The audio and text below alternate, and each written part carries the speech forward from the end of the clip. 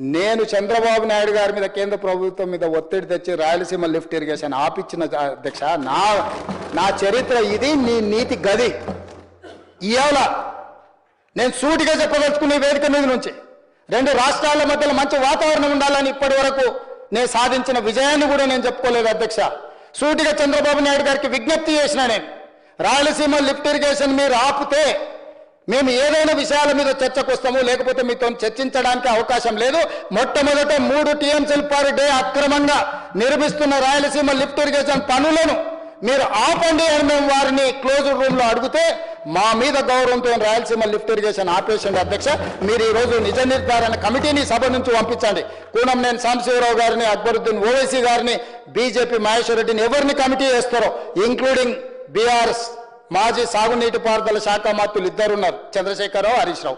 వాళ్ళిద్దరు నాయకత్వాన్ని ఎవరినో ఒకరిని పెట్టి రాయలసీమ లిఫ్ట్ ఇరిగేషన్ పనులు ఆగినాయా లేదా, ఉత్తమ్ కుమార్ రెడ్డి గారు మంత్రి అయిన తర్వాత కాంగ్రెస్ అధికారంలోకి వచ్చిన తర్వాత ఆగిన వాళ్ళ నిజ నిర్ధారణ కమిటీ పంపించండి అధ్యక్ష. మీరు ఆదేశాలు ఇవ్వండి అధ్యక్ష. ఈ సభ నుంచి మేము అక్కడ రాయలసీమ లిఫ్ట్ 3 టీఎంసీల పర్ డే దోపిడీని ఆపిచ్చి చర్చల పేరు మీద ఈరోజు పాలమూరు రంగారెడ్డి ఎత్తిపోతలకు అనుకూలంగా నిర్ణయాలు వచ్చి ఉమ్మడి రాష్ట్రంలో మా ప్రాజెక్టులకు మీరు ఎలాంటి అభ్యంతరాలు పెట్టకండి, మా కడుపు కొట్టకండి అని వాళ్ళ మీద ఒత్తిడి తీసుకొచ్చి ఈరోజు ఒక కొలికి పట్టుకొచ్చిన మాత్రం. పోయిన సంవత్సరం దగ్గర 6282 టీఎంసీ నీళ్లు గోదావరి కృష్ణాలో సముద్రంలోకి వెళ్ళాయి. గోదావరిలో నీళ్లు పుష్కరంగా ఉన్నాయి. అందుకే మీరు చూసినప్పుడు నేను ఎప్పుడు కూడా గోదావరి నీళ్లు వాడుకుంటే ఎప్పుడు నేను అడ్డు చెప్పలేదు. విభజన తర్వాత కాళేశ్వరం ప్రాజెక్టు కట్టినప్పుడు గోదావరి పైన ఎన్ని ప్రాజెక్టులు కట్టినా పర్వాలేదు, మనకు నీళ్లు వస్తాయనే ఉద్దేశంతో నేను ముందుకెళ్ళాను. గడిచిన 40 సంవత్సరాల్లో 3000 టీఎంసీ నీళ్లు గోదావరి నుంచి సముద్రం లేకపోతున్నాయి. పోలవరం ప్రాజెక్టు పూర్తవుతుంది. కృష్ణా గోదావరి అనుసంధానం జరుగుతుంది.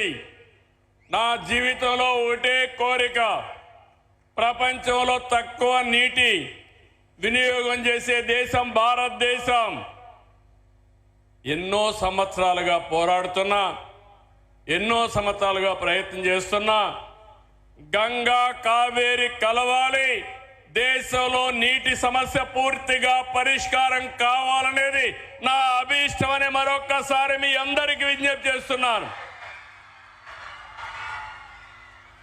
అదే సమయంలో ఆంధ్రప్రదేశ్లో ఉండే నదులన్నీ కలపాలి. తెలంగాణలో గోదావరి నీళ్లు కూడా వాడుకోవాల్సిన అవసరం ఉంటే వాడుకోవాలి. తెలుగు రాష్ట్రాల మధ్య విద్వేషాలు కాదు, సమైక్యత అవసరం. ఒకరినొకరు అర్థం చేసుకోవాల్సిన అవసరం ఉంది. అందరం కలిసి ముందుకు పోవాల్సిన అవసరం ఉంది. ఎంతో మంది త్యాగాలు చేశారు.